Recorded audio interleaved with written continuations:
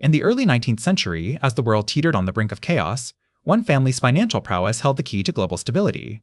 This is the story of the Rothschild dynasty, a lineage that would transform the landscape of international banking and forever change the course of history. The Rothschild name first emerged in the shadows of European power structures during the late 18th century. Hailing from the ghettos of Frankfurt, Germany, Mayer Amschel Rothschild had a vision to create a financial empire that would stretch across continents and last for generations. Little did he know that his ambitions would set the stage for the rise of a family whose influence would eclipse even that of monarchs and world leaders. At the heart of this dynasty was Mayer's ingenious plan to establish 5 separate banking houses, each helmed by one of his talented sons. The eldest, Amschel Mayer, managed the Frankfurt branch, Salomon Mayer took Vienna, Karl Mayer controlled Naples, and the youngest son, Nathan Mayer, set up shop in London. Meanwhile, their brother James Mayer led the Parisian operations. This strategic dispersal of power would enable the Rothschilds to dominate the European financial landscape while minimizing risk. But it was Nathan Mayer's exploits in London that would prove most consequential for the family fortune. As Britain found itself at war with France, Nathan saw an opportunity to amass unparalleled wealth and influence. By leveraging his extensive network of agents and informants, he managed to obtain crucial information about Napoleon Bonaparte's military campaigns, information that he used to great effect in the burgeoning London stock market. Nathan's most infamous coup came in 1815 when he capitalized on the outcome of the Battle of Waterloo. Legend has it that he received word of Wellington's victory against Napoleon a full day before the British government, allowing him to orchestrate a series of trades that would multiply his fortune tenfold.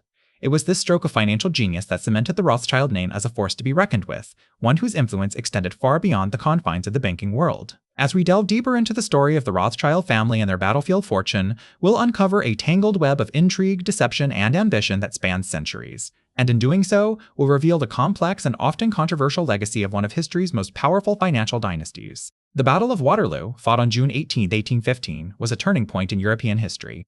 It marked the final defeat of Napoleon Bonaparte, who had risen to power after the French Revolution and dominated Europe through a series of military campaigns. This battle, which took place near the village of Waterloo in present-day Belgium, pitted an Allied army commanded by the Duke of Wellington against the French forces led by Napoleon himself. The stakes were high. A victory for Napoleon could have plunged Europe back into chaos and war, while an Allied triumph would ensure peace and stability on the continent.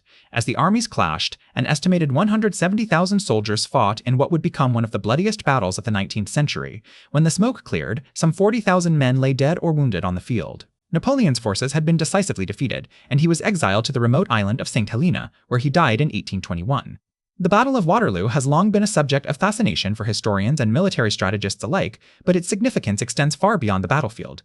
The aftermath of the conflict would set the stage for a dramatic shift in the balance of power in Europe, one that would have far-reaching consequences for generations to come. At the heart of this transformation were the victorious Allied powers, Britain, Prussia, Austria, and Russia. United by their shared victory over Napoleon, these nations would go on to form a new world order, one built upon the principles of conservatism, nationalism, and free trade. This coalition, known as the Concert of Europe, sought to maintain stability and prevent the kind of conflict that had ravaged the continent for decades. One of the key architects of this new order was the British Prime Minister, Robert Jenkinson, 2nd Earl of Liverpool. A skilled diplomat and statesman, Liverpool recognized that the defeat of Napoleon